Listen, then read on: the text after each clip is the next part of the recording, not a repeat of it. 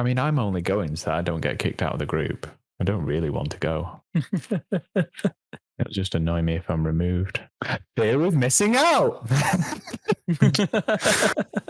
Yes, Genuinely. so that's a very long excellent segue. So it really is. Shall we bring it up in its part of the conversation? No, that is genuinely. I mean, I'm going because I want to go, obviously. No, but I know. I don't like the idea of being removed from group chats. That really puts me off. hold on to that then, and then we'll do a thing on the episode about it. How about that? Play the theme tune. Play the theme tune. I sing the theme tune. I write the theme tune. Oh dear, it's going to be one of those, isn't it, Joe? I've already switched off. Should we play the music then?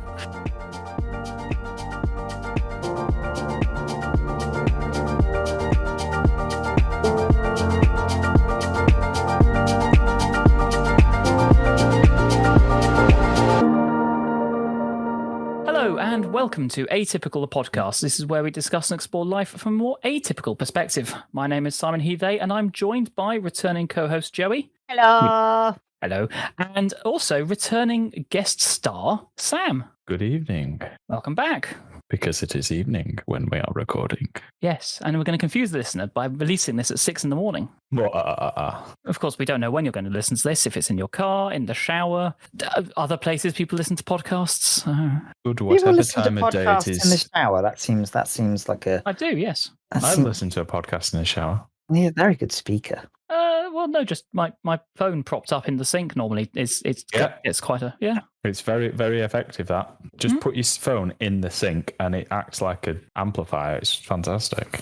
Top tip. There you go. You didn't know you were going to learn top tips on this podcast as well as things. Yes. Make sure that the sink isn't full of water. But yeah, otherwise, it's absolutely. It works even better when it's empty. Anyway, we thought it'd be quite interesting this week to talk about FOMO. Now, what is FOMO, I hear you say? It is an acronym which stands for... Anybody? The fear of missing out. Indeed, the fear of missing out. The fear of missing out. The fear of missing out. It's an interesting concept, actually, and it's. I've been reading a paper because you know me, I love to read a good paper, and sort of the growth in this sort of fear of missing out, and I'm not going to credit the particular one that just blames this all as some kind of millennial make it up thing.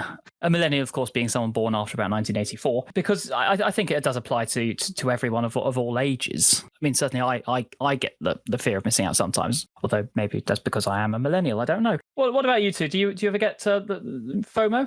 No, apparently, unless it's a group chat thing, because I don't like being removed from group chats that I'm a part of. You know, I had that, and it's really funny. I'm in a group chat with people who live near me that play games and stuff, and I archived it and muted it, and I had forgotten that it existed, and then I had a quick look in my archive chats and saw that I'd been removed, and I was like, oh, how dare they? You ignore 700 or 800 messages and somebody and they just decide to remove you. I did look through the history for a quick bit of tagging. No one had tagged, not like someone had gone, oh, if Joey doesn't respond, then the next I'll remove him. I was just removed. How dare they? So I think to start off, we should probably define it, I suppose. And of all the definitions I've read, they're all much of a muchness. And it sort of comes back to it being an emotional response to the belief that other people are living better or more satisfying lives, or that important opportunities are being missed. And I think certainly for a lot of people who suffer from FOMO, it gives you sort of that feeling of I suppose, stress, anxiety, unease, dissatisfaction. It can give you stress, depression even. I do think it has been increased somewhat by social media because, of course, you know, you see these things and you go, oh my God, I'm missing out on it. You know, are we in a world where, in other words, we're very good at putting up filters on things and showing people that life is amazing, and so you think, oh, because my life is not like that, oh, I'm missing out on things. What do we reckon? I think no, but my life is quite wonderful. So, is it? Not really, because. Objectively, mine's terrible. So I would imagine quite a few people are affected by it, but I know that most people's veneer of looking beautiful on the beach was 16 attempts to take a photograph, and that was the best one, and it's only a small snapshot, and if you talk to them, they're miserable and they've got nothing else going on in their life. So Not too much with that. I'm not sure. Sorry, Siri's trying to answer the question about FOMO. Let's But take Siri's take on it. I do think I suffer with FOMO more with things that I don't want to do. Sam, do you get that sort of fear of missing out? Not so much. Not massively. A little bit. But I agree with what Joey said. Like, we'll do... Well, people that regularly use social media are only putting on the bits that you want or they want you to see. They're not putting on the bits where they're crying in a corner or anything like that, because that's not what people want others to see about themselves. And yeah, it's not always a great representation of what you might be missing out on. You know, you might look at it and go, oh, I'm missing out on that because of X, Y, and Z. And in reality, you're not actually missing out on much because, well, that's only a very small portion of that person's life. And it might not even be now either. That's the thing. You can just post whenever you want on social media.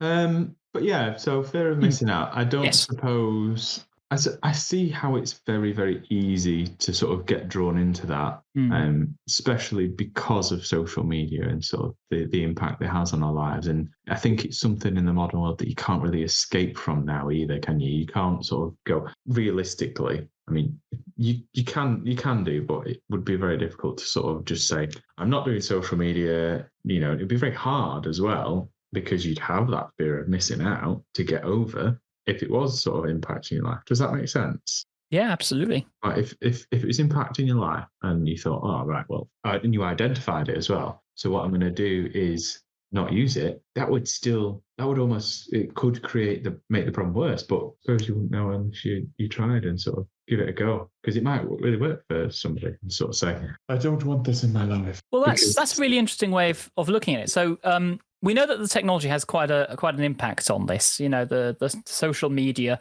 and the use of our telephones, our mobile phones. But when we do it, it releases a chemical in our brains, dopamine, which is a reward chemical. Which is why when you get a text, it feels good, right? You know, you get a message. It's like, when you're feeling a bit down or lonely, you send out 10 messages to friends. Hi, hi, hi, hi.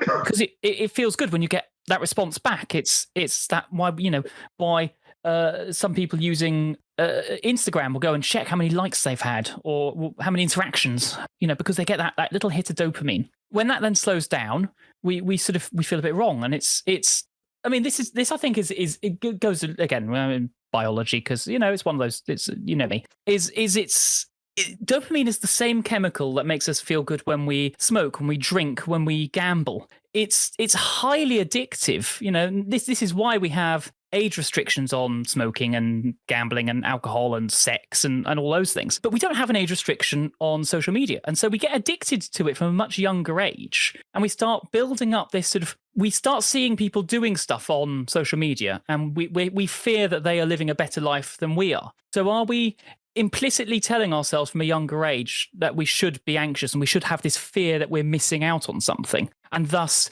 we're missing out on that lovely little dopamine hit? Yes. I think when you're doing something with friends which you have the fear of missing out on, it's a different chemical release, and it's a much more long-lasting satisfaction, because that kind of dopamine hit from scrolling and seeing something you like and seeing a pretty picture of a beach with someone attractive on it is that I'm bored, let's scroll dopamine hit. And that's when you get into that cycle that's perpetuated by those 7-second videos, and suddenly you realize an hour's gone by and you haven't got out of bed and you've watched rubbish for an hour, and you can't remember a single thing of it, but you just kept scrolling hoping the next one would be better. You know what's worse than that? Worse than that is Snapchat and those little stories, because they're interlaced with adverts. Well, I sit there going, skip the advert, skip the advert, skip the advert. Right, watch the next 2-second video, skip the advert. Yeah, and it's pimple popping ones that get me. Oh, it's gross.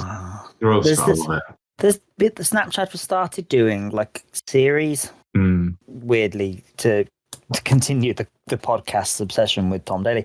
He did a secret superhero powers one where he'd go meet some random person and they'd have a secret superpower, and it was superpower. Yeah, trampolining can be your superpower.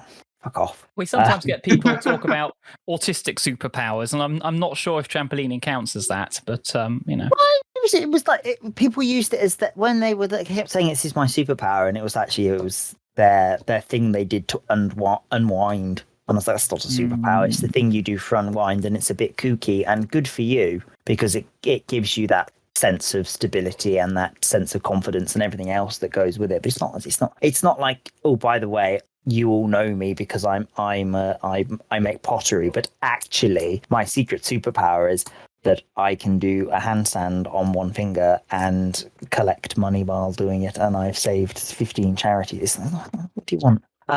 Superpower is a bit of a reach in certain scenarios, isn't it? But that has 2 seconds of video, and then you're an advert again. So you're getting the dopamine hit long enough to. But I don't think that's the same feeling you get when you're genuinely scared that you're missing out on a social interaction, because that's a much bigger sort of feeling of contentment. I had it recently, I think. No, I mean, I said before, I don't sort of get it. I don't get fear of missing out. But I suppose, and I think it's true with anything like that, when you start sort of looking at yourself and thinking, oh, well, how does this apply to me? And you sort of look back on things that have happened sort of recently and maybe a little bit further along. I do get it. I don't think it plagues me, or I sort of have a lot to deal with it, I guess. But I recently, it was an event that I'd found out somebody was going on that I quite wanted to go on as well. And I was gutted because it was all full up and, you know, I wanted to go. So there was that fear of missing out. And it was the event was really, really good as well. It looked like an amazing event, along with, you know, having somebody nice to go along with the event too. But yeah, it's, so I suppose in that respect, I do get fear of missing out. But it was one of those, I sort of dealt with it. I don't feel like it sort of is debilitating for me. I will go, yeah, I really want to go. Oh, I can't go. Oh, well. Joey, your microphone is up. Thank you. I don't get it. I don't get it for positive experiences. If there was a concert, I don't get it. So if there was a concert I wanted to go to and I missed tickets, I'd be like, I missed the tickets. Oh, well. And that's it. And then I'd forget that concert was on. It's fine. It's gone. I couldn't go. If there was a positive event that I wanted to go to or go hang out with friends, I would just go hang out with friends. It's when it's something like I'm at a house party, or if we're camping and people are staying up and I want to go to bed and I go to bed and then I'm in bed going, why have I gone to bed? I'm missing out. And it's like, no, I've gone to bed because it's 2:00 in the morning. It was raining and I'm tired. So I'm going to bed. And then it happened the last time we were at Pempon. People were still up at 2:00 in the morning. I got out of bed. I'd been in bed for 2 hours, not sleeping, thinking I'll get out of bed. I'll go see who's still awake. And then I saw that there was no one sober who I wanted to talk to. There was only a couple of people. Only a couple of people are still awake, and thankfully, because it's a bonfire in the middle of pitch blackness, you can walk quite close, see who's there, realise I don't want to talk to any of those people, and you can turn around and no one's seen you because you're hiding in the darkness. A stealth review of who's review of who I want to talk to. But that was Joey's way of handling fear of missing out. Go, don't get seen, figure if you want to be there, and then run away if you don't. I was quite close. I'd spent 2 hours in bed not sleeping because I was like, oh, I should go. I'm missing out. There are people that are having fun and I'm not doing it. And sometimes it's best just to scratch the itch and find out. Then you go to bed with, I presume you then went back and went to bed asleep. Peace. Yeah. And it's sort of I should have scratched it earlier. Yeah. But it's one of those things where it's always a negative experience. I get it. To after dark this. I get it quite a lot with sex. Usually sex I shouldn't be involved with. So if someone is having sex with someone else, I'm not involved and I've got a fear of missing out. And any time that I've tried to involve myself, it's always been really awkward and horrible. And I've always been like, well, why did I even bother walking over here? I'll just go back. It's fine. But I'm very uncomfortable when I'm fine when people are having sex and I don't know about it. But if people are having sex and I want to have sex and they're near me. So let me posit a scenario for you. Okay. So imagine it's Friday evening. You have gone out for dinner at a new restaurant that you've been eager to try. And as you're eating with a nice glass of wine, because, you know, your phone starts flashing up with messages, social media notifications, and you check them because you need that hit of dopamine. And oh my goodness, there's lots of other things going on. There's a film you want to see. Your friend is going to go and see it. There's a concert. There's some music. Great, tickets are up. Somebody's just said, oh, we're having pizza and games. Loads of other events that you didn't know about. How do you feel? Does your awareness of these alternative events, activities, does it affect your enjoyment of your dinner, of your dining experience? This restaurant you've been looking forward to for ages. I'm assuming I'm out to dinner with someone else, or not by myself. Yes. Well, then it doesn't affect me. I'm out to dinner with someone else. I'm very much a prior commitment person, even if I was going to say very much a prior commitment person. I'm an in the moment person, so I mean, I'm guilty of doing that. I'm not going to lie, but I do very much struggle to put myself in that scenario because I feel like I would more be engaged with the people that I'm with or person that I'm with. I'd have to be bored out of my mind, and it's been a long time since I've agreed to spend time with people that I don't like. I've grown out of that sort of, oh, let's do something, you being too polite, saying, yeah, it'll be fine, and then hating it for 3 hours and going home and wishing you hadn't done it. I've started listening to those alarm bells. So I apologise, Simon, that example. No, but I well constructed, but terrible. My well-constructed example, which you've both demolished. But I think that's a good thing, though, because that is one way of combating that FOMO thing, is to be more satisfied in living in the moment and making those choices that I am going to go and do this thing and I'm going to enjoy that thing. Because it's too often I will go out and do things because I feel like there's an expectation on me to do it. And for me, I think that's part of my autism, is that I feel like I need to prove to myself and to others that I am just as capable of going out and doing this whole socializing thing and all the rest of it. But as most people who I'm friends with, and probably quite a few of the listeners of this podcast now know, I run out of my spoons quite quickly in those events. I don't have enough social battery, and I end up not enjoying it. But that's not a fear of missing out. That is a fear of being, because I think there's a difference between wanting to do something and not being able to do it, or feeling like, rather than an expectation that you should, because that's a fear of being judged for not doing it, which is different. I think for me there's a fear of future missing outs. If I say no now, they won't invite me next time.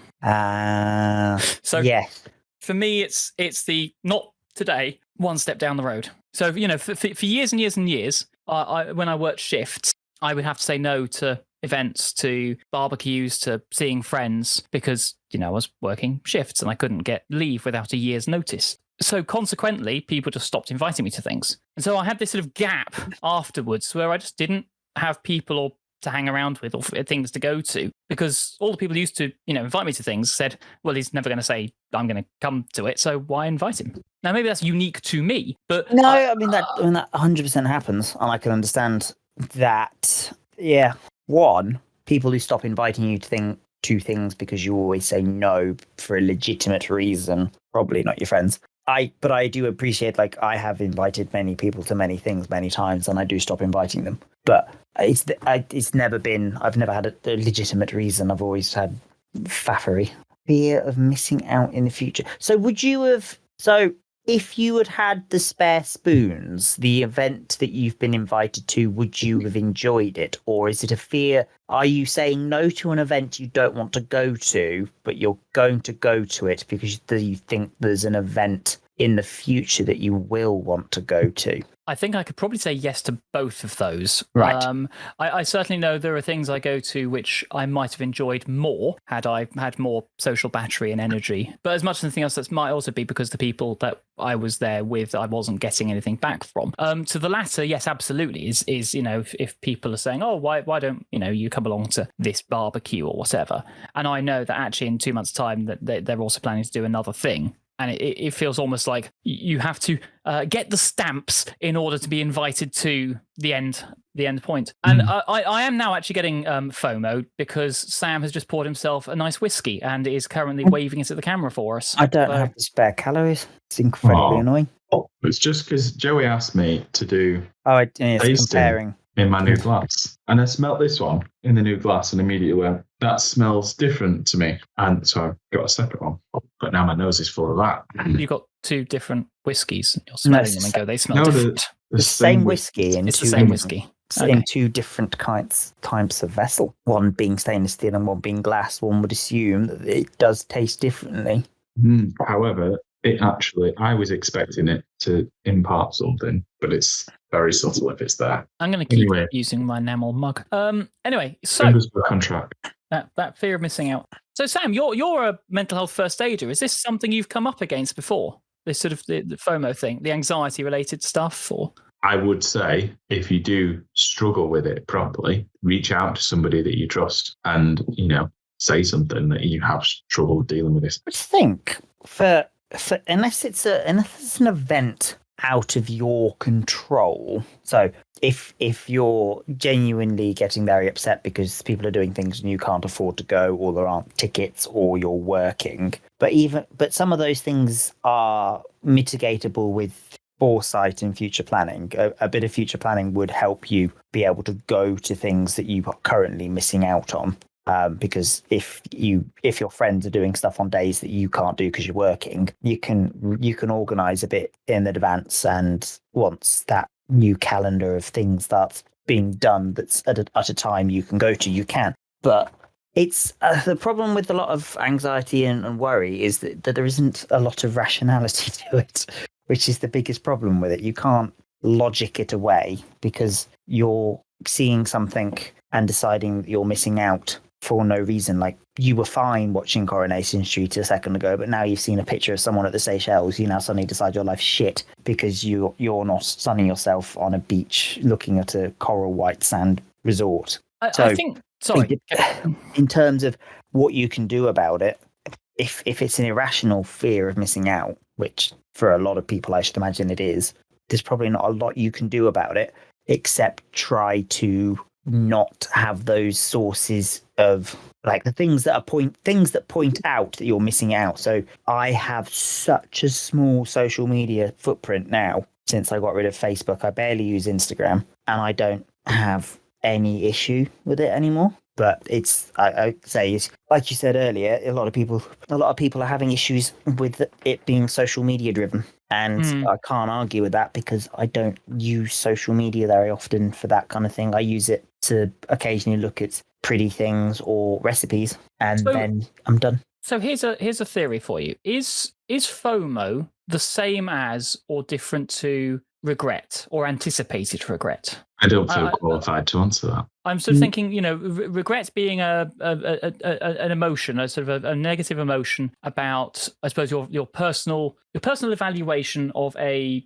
past decision or event, and it to an extent it motivates us to think about the counterfactuals, right? The different outcomes that would have occurred if we decided differently or done something differently. And for me, the anticipated regret is that thing we were just talking about for me, which is the negative feeling which results from imagining future regret before the decision. And I realize I have a very broken brain, so the fact that I can anticipate being upset about a thing I haven't even decided yet, there's a whole crater of things going on there, and I can hear Kuro's voice telling me to go to therapy. So I wonder if perhaps is FOMO sort of somewhere between the two. If we think of regret as being in the past and anticipated regret as being in the future, is FOMO present time oriented? It's on your current situation. So rather than it being the matter of sort of personal agency, which allows you to differentiate between your own regret and that anticipated regret in terms of it being a negative emotion, is FOMO a transient,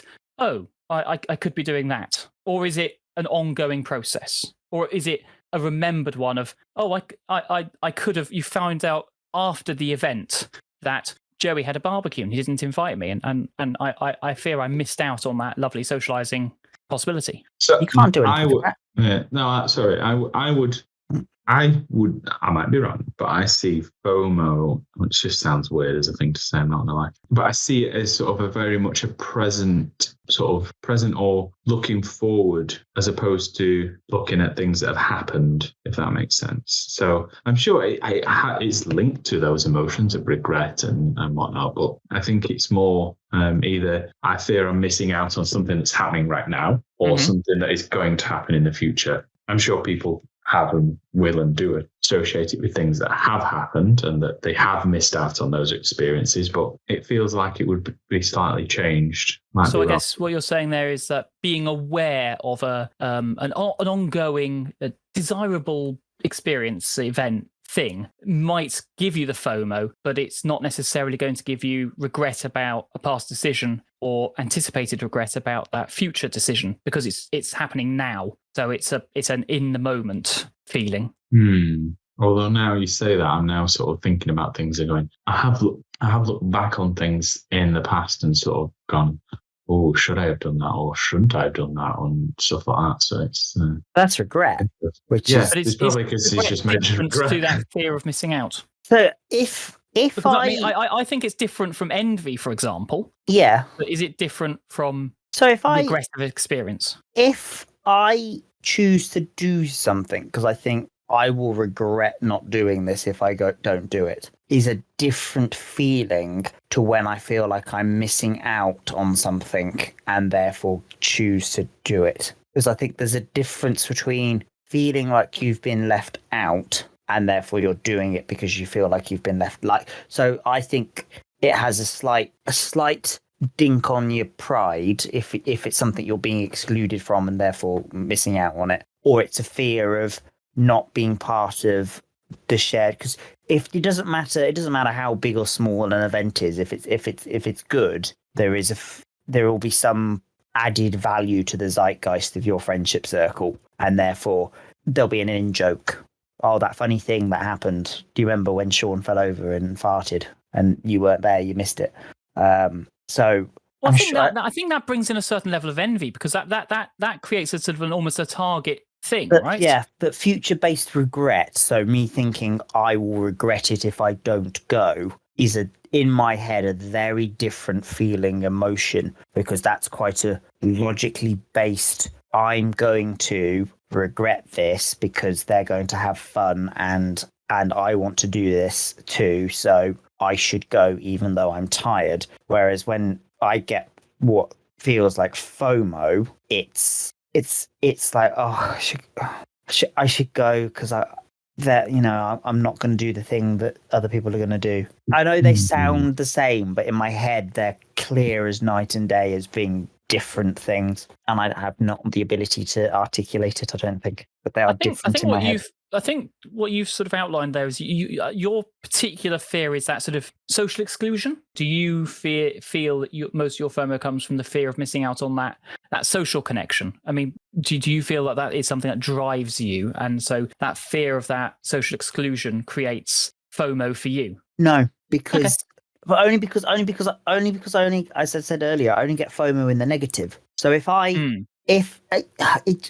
you two decided you were going to do something and invited me to it, and I didn't want to go, or I knew I just didn't have the spoons for it, and I made the decision to stay in my room and play on the computer, I would not have fear of missing out because I've made the logical decision that I need the day to be here.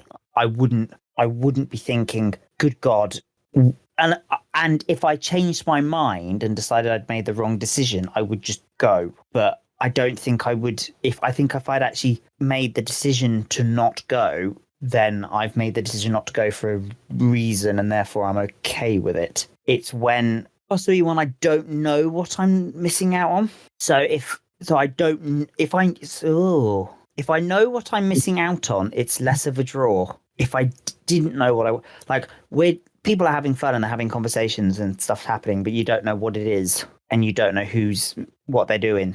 So basically, when you're lacking information about something, when I can't make a decision, or you know about, it's back to the party analogy. You can only hear that people are having fun, but you don't know what they're doing. They could be watching the worst television show in the world and laughing about it, but you don't know. All you know is, but if I knew that you were going to go play crazy golf and I decided I didn't want to go play crazy golf, I'd be like, oh, I'm okay with that because they're playing crazy golf and I can't be asked for crazy golf today. I played crazy golf yesterday. Not that I play crazy golf very often.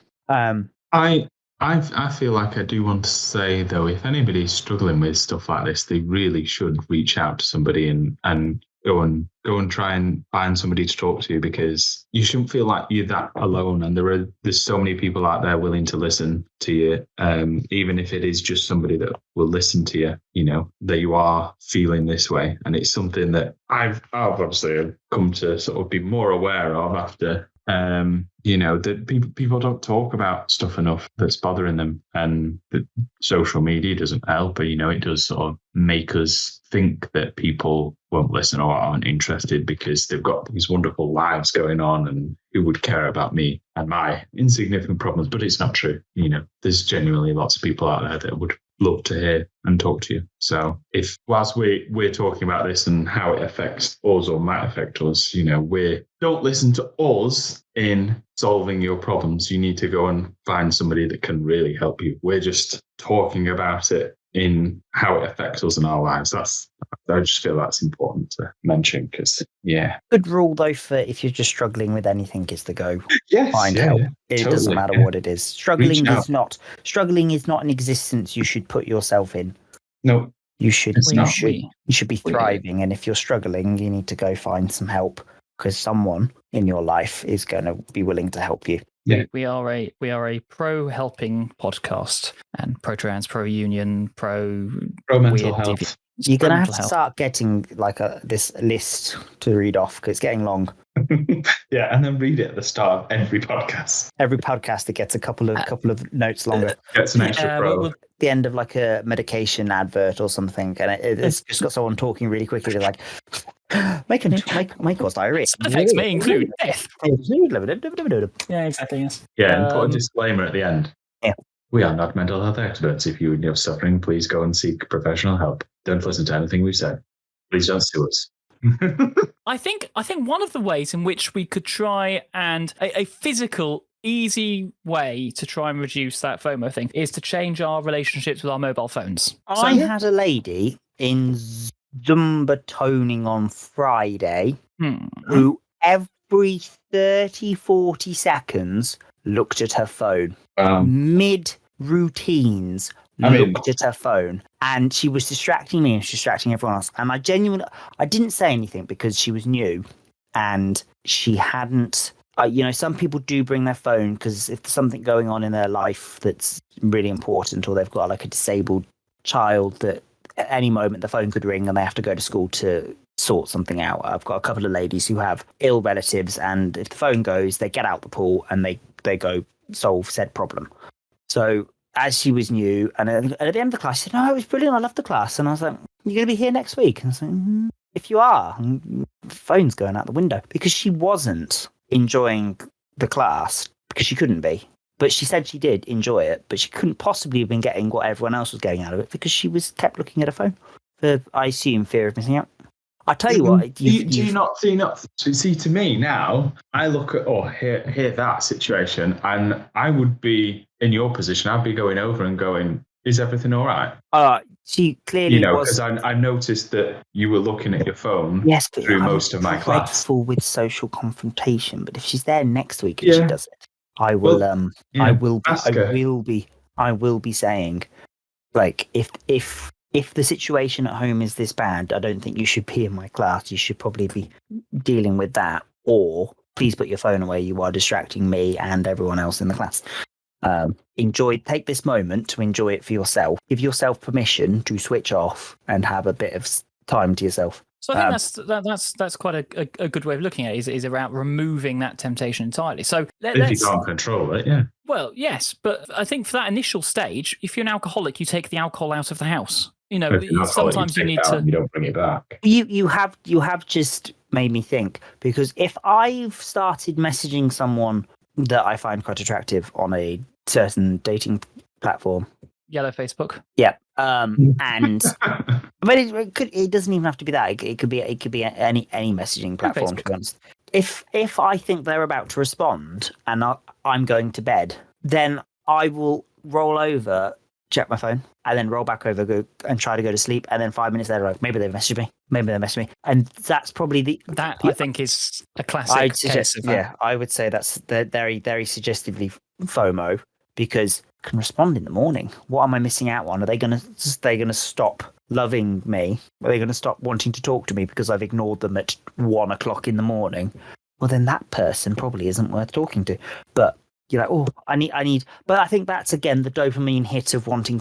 Because when someone responds to you that you find attractive, that's probably the same dopamine hit you get from a cute puppy video followed by a funny video I think that, and I this is entirely me guessing. I need to read more studies on it. But given ADHD is about attention, is about seeking new things to get that dopamine hit. I wonder if perhaps people, especially with ADHD, but a variety of other neurodivergent types, might suffer from it more because constantly looking for that hit. The flip side, for me at least, is that I often forget what it was I was doing almost instantly. So I then move on to the next thing and then just forget to reply to someone for 3 days because I saw a squirrel. And I know it should have been an otter. It should always be an otter. I get where you're coming from, that sort of continuing the conversation and checking to see if someone has replied, because I fear that if I don't instantly reply, they'll find someone else. I don't even think it's that logical. I don't even think it's a case of going that far. It's just I've missed out. I actually think it doesn't even go that far. I've missed the pleasant feeling of seeing that I've got a message, and the content wouldn't even matter. I don't allow myself to have those apps because otherwise they become addictive, don't they? Well, yeah, you turn on Instagram and then suddenly you're 16 reels in and 30 minutes of your life's gone. Only 30 minutes, wow. I know, which is why I don't open it when I'm in bed. So have you ever done it on the toilet though? You realise you've spent half an hour on the toilet. No, you don't even realise how long it's been. You just get up and fall over because your legs have gone. Oh. They had blood cut off that much that you stand up there and you're doing your business, you stand up, and then you just go slam. Have you noticed though, since hitting a number in your 30s, that dead leg is now a very serious thing? Like pins and needles, I've always had pins and needles. You sit on your leg, you get pins and needles. But you stand up, it's unpleasant for a couple of seconds, it comes back and you carry on. Now, if I sit with my legs crossed on a chair and then get up, within 2-3 minutes, I am crippled by my leg being asleep. I can do about a minute of walking, and then suddenly I look as if I've only got one leg. That's how badly I have to hobble. I feel we may be going slightly off topic there. We always tangent, but I'm fascinated because we are a pro-tangent podcast. No, I've just seen the next 10 years of our life flash before our eyes, where we slowly talk about that. Have you noticed since you've reached this age, this is happening to your body? So painful as well. Sam, I think you need to send this in to help. I sexted my boss. We'll get William and Jordan on the case. Yeah. You reach a certain age, and that Gin and Bonnet just hits. Help, I sat on the toilet for too long. Your bosses aren't as attractive as my boss, and it's very distracting, I must say. I am not talking about the attraction of my boss, because she might listen to this podcast. Well, yes, but she's also the wrong gender. I mean, this is true, but my colleague Sally, and Sally, you can hear my voice, might be listening. So, sorry, that... So my colleague Sally puts on podcasts when she goes to sleep. And she sent me a message the other morning going, I was really confused and I woke up and your voice was in my room and I thought you were in bed with me. Someone's in the house, Sally. You need to record a special episode just for her. It's just going to be... Give me a raise. Give me a raise. Give Simon a raise. All right, cupcake. Terrifying. Never do that again. Yes, that's going to be the cold open. Just me saying, "All right, cupcake." No, but going back 3 or 4 points to what I wanted to talk about with mobile phones was about remove. So that thing I said earlier on, that you've gone out for dinner and then you see all the things popping up on your phone. Instead, when you go out for dinner with friends, some of you could even leave your phone behind or put it in your pocket and turn it off. I mean, one person should always have a phone on them because, you might need to call a taxi or take a picture of your meal. It might be useful to have it. for like one or two people, but not all of you. And especially if you can't trust your own willpower. So you just have to sort of remove that temptation. And when you do that, actually, I think it probably makes it a lot easier. And so you can just say, don't check your phone. And people will literally go, you're out with someone, they get up to go to the bathroom. You then just, what's the first thing you do? Do you pull out your phone and look at it? Because, by God, you couldn't spend a minute and a half looking around the restaurant or just sort of thinking to yourself or admiring the wine. You have to no. I need to look at the thing and message people, or just whatever it is. So that's maybe an interesting one though, because I think sorry to interrupt your flow there, but I think if I was on a date and my date stepped away, I would really struggle to not in that time pull my phone out. Yeah, if I was left alone in a room in any situation, I would find it difficult not to pull out my phone. But that's just the habit that you're in. Yeah, I think maybe perhaps I look at that differently because but if I was in the restaurant, I wouldn't have anything. I'd try and keep my phone in my pocket because I don't need that distraction, because that will draw me away from the thing I'm doing and might induce that FOMO thing, because I'll get a message from someone saying, hey, we're doing this great barbecue, or there's pictures come up from someone's walking trip or whatever it may be, and I'd be like, but I could be doing that as well. No, it's what you said earlier on, Sam, is about that living in the moment part. But you did. You were being very profound. It's a good thing I've recorded this, really. Yeah, wow. I should listen back to myself. Surely, I'm starting to think I think differently to everyone else now. You're at a restaurant having a nice time, so does not the thought, I'm at a restaurant having a nice time and these people aren't at this restaurant having a nice time? I can understand if you were having a dreadful time, but if you're at a restaurant and you're having a nice time to the point that you don't need to look at your phone to entertain yourself while someone's walked off, surely if you did look at your phone in that moment, you would also be... because I think that FOMO could still be experienced by someone who's having a highly enjoyable, great time and having no negative emotions about that thing that they're doing. But that mere awareness of a desirable alternative could induce that FOMO, even though you're more than content with where you are with that current event or place or dinner. But that's why I think it might be that transient feeling. But managing that's why I don't look at the phone at all. That's why I keep it in my pocket or turn it off for a few hours, is because I don't want to even create the possibility, the situation in my brain where I could go, I'm having a great time. I could still be having a great time at this other thing. Would that be greater? Worse? I don't know. So do you think you would get distracted in that situation then too easily? And I know I'm easily distracted, so I have to remove that distraction. So last summer, I spent a week in the Peak District with a friend. Joey thought I'd died because I didn't respond for 2 days. Oh, yes, he did. That was terrifying. Because I turned my phone off because I was with my friend. And I didn't want any other distractions. I didn't need them. I didn't feel the need to be looking at things constantly because I was enjoying having a relaxed, quiet time and being able to just sit there and enjoy pretty hills and nice conversation. Was that due to the quality of the company? That helped, but I would do the same thing if I'm out with Sam. But what did we learn from that extended situation? That I have to tell you what I'm doing so you don't think I'm dead. Just in specific scenarios like that, like of an evening, it doesn't matter. But if you're going away for a weekend and you would normally be in frequent contact with people, do tell them that you're going away for the weekend, turning your phone off and not going to be in contact that much, because it will worry people. Oh, people love me. Yay. Happy I can show you the chat history of us trying to work out where you were.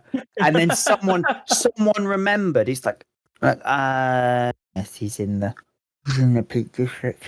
We managed to clip it together. And then we got a message from you going, hello, everybody. Look at this lovely time I'm having. Here's some pictures. And we're like, I fucking hate you. We've been worried sick. So, trying to bring us slightly towards the close, because we've been talking for some time. What do you think are...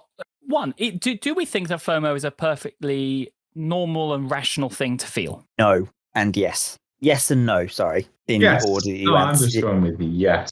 I don't think it's rational. I think it's an irrational feeling. Mm-hmm. It's normal, but it's not rational. It's quite normal to be afraid of the dark in your house that you know is locked and no one else is in it, but you're scared that someone's in it. But that's not rational because you know.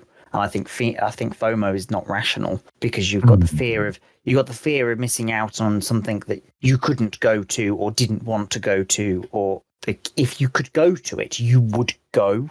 Like, there's a rational reason you've not gone because you can't. I think that might be, maybe you're putting some of your own logic into that explanation of it. Because I think some people might not necessarily do the same as you would in that situation. You might feel like you're missing out on something, but be able to go, but still not go and still experience that missing out. Is it rational to know that you can't go to the Seychelles because you can't afford to do so, and therefore you've got FOMO from seeing said celebrity on fantastic holiday? Yes and no, I suppose, because like it's not rational because you're not in that situation and you know that they're living a life that's only lived by a fraction of the people on this planet.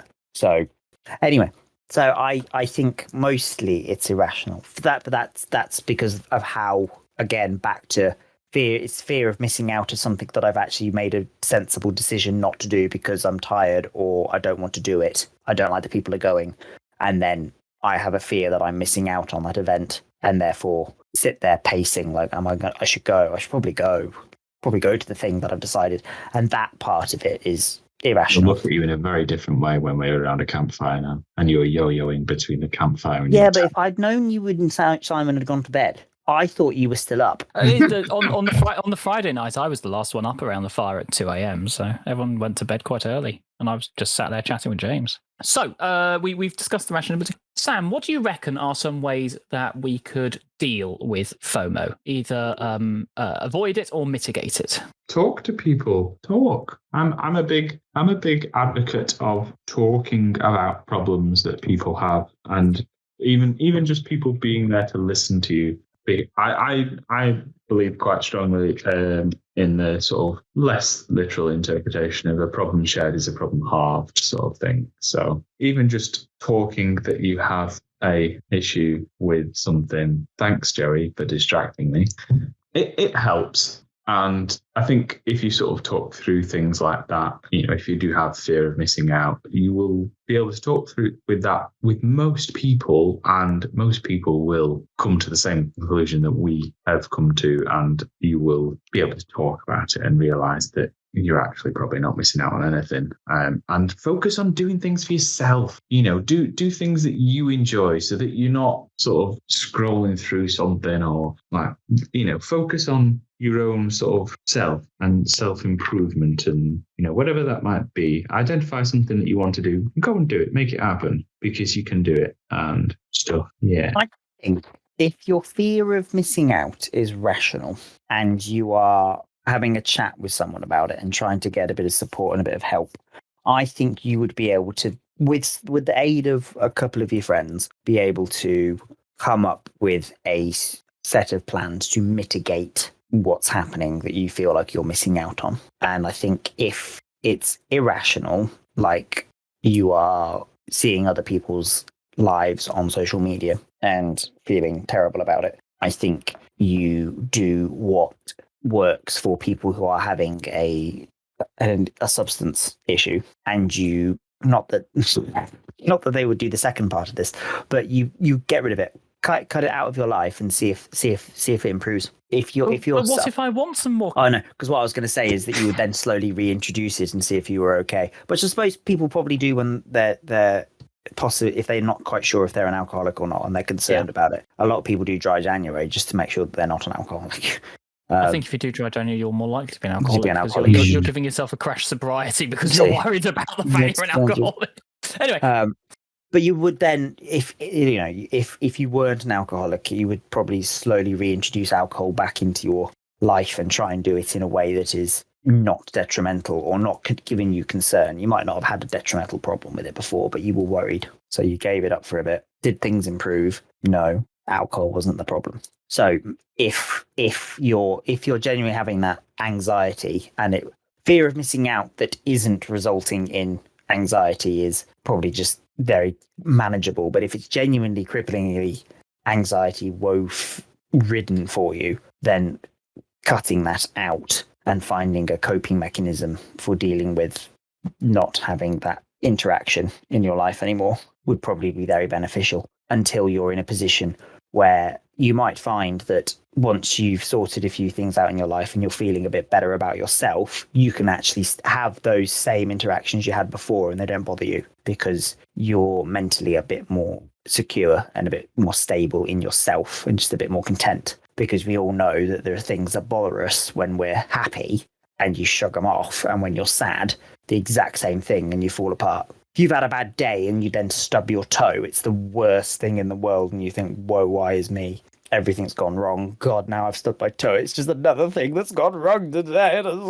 But if you're having a good day and you stub your toe, you swear a couple of times and you walk off. And I would imagine FOMO, if you are feeling a bit more secure in yourself and you're a bit more, your mental health is better, and you're taking care of yourself, you could probably have the same interaction and it not bother you. So maybe it's a sign to take a step back and have a look at your life and try and work out why you're not happy, and is there anything you can do about it? Because I think for me, there's sort of the top points I would have would be about limiting your social media consumption and trying to be aware of your use of your telephone as a social crutch. I think a big thing which you both touched on is about self-respect, respecting yourself, and being comfortable in who you are. And you've both said it quite clearly, is I've made a decision, I'm going to do that thing, or I don't have the spoons to do it, so I'm not going to do it. So my irrational fear of missing out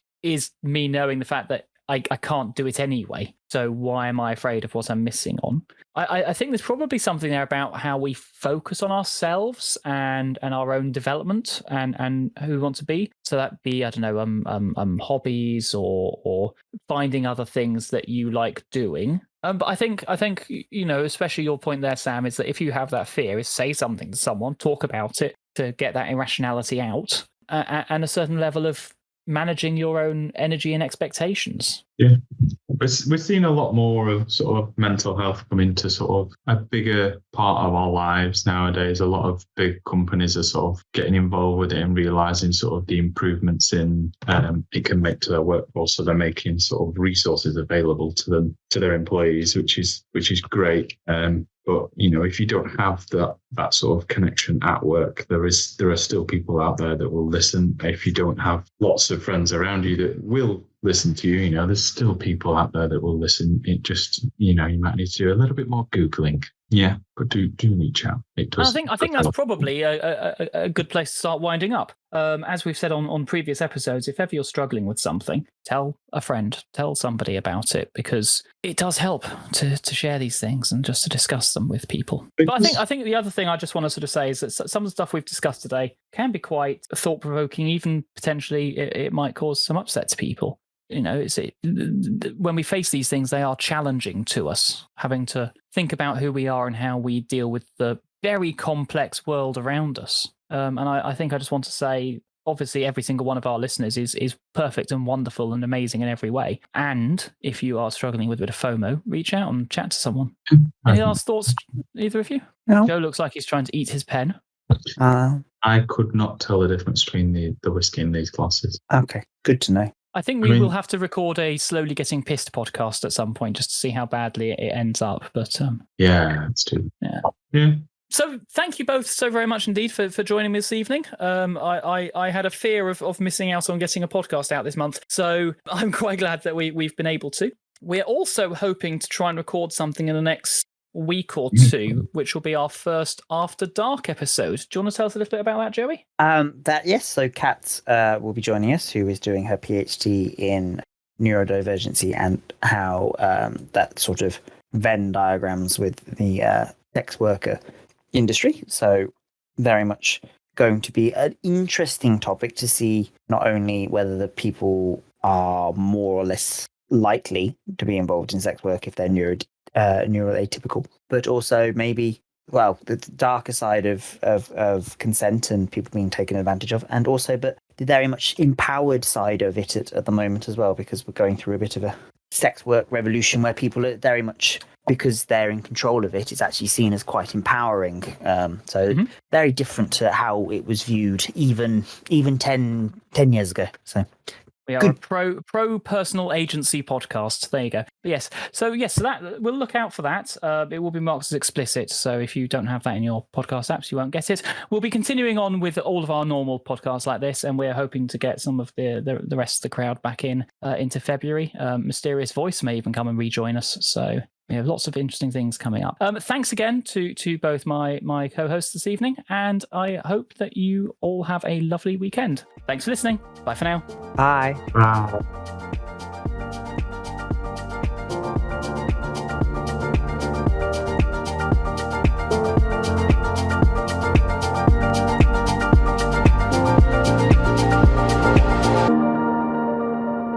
And the dish ran away with the spoon.